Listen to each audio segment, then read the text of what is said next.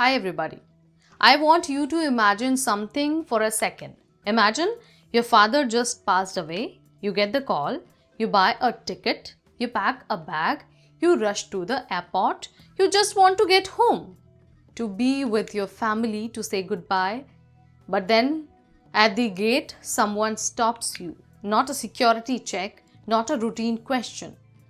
ICE stopped you, and instead of going home for your father's funeral, you end up in a detention center in Virginia. That is not something I made up. That is what happened to a real woman. Confirmed by CNN just days ago, and it is a story that every Indian in America needs to hear. This is EIKOS Global, and my name is Neha Upadhyay.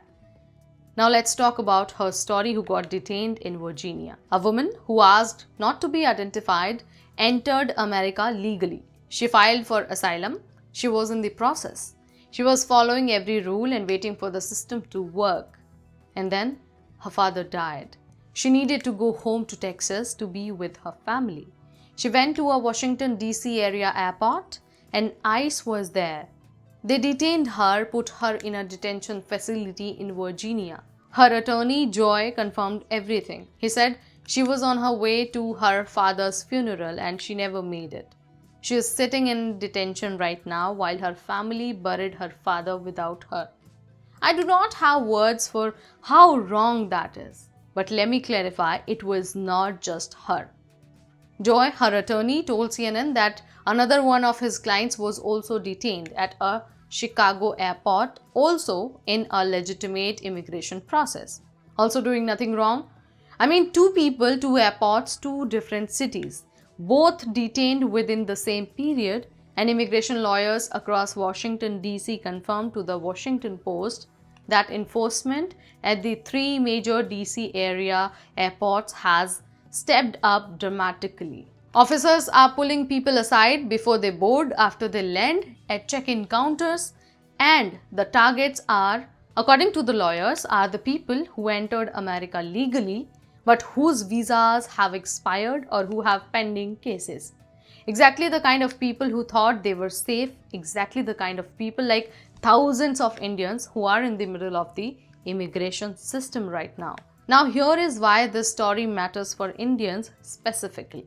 There are hundreds of thousands of Indians in America right now who are in exactly the same situation as this woman.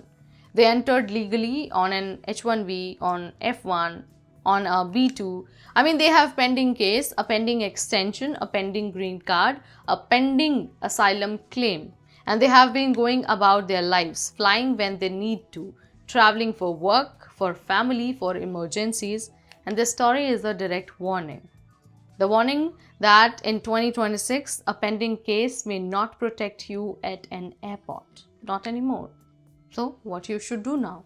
If you have a family emergency and you need to travel, talk to your immigration attorney first. Even before you book the ticket, understand your current risk level, carry every immigration document you need.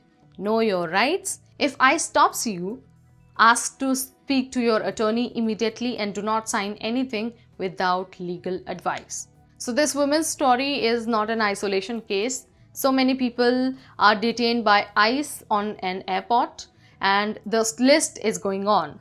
So this is just one story. We'll be back with another story. And anything you want to know about Indian diaspora in the US, UK or Canada, you're at the right place. Hit the subscribe button and press the bell icon so that you get the notification if any video comes up. That's all in this video. See you in the next one. Till then, this is me, Neha Upadhyay, signing off.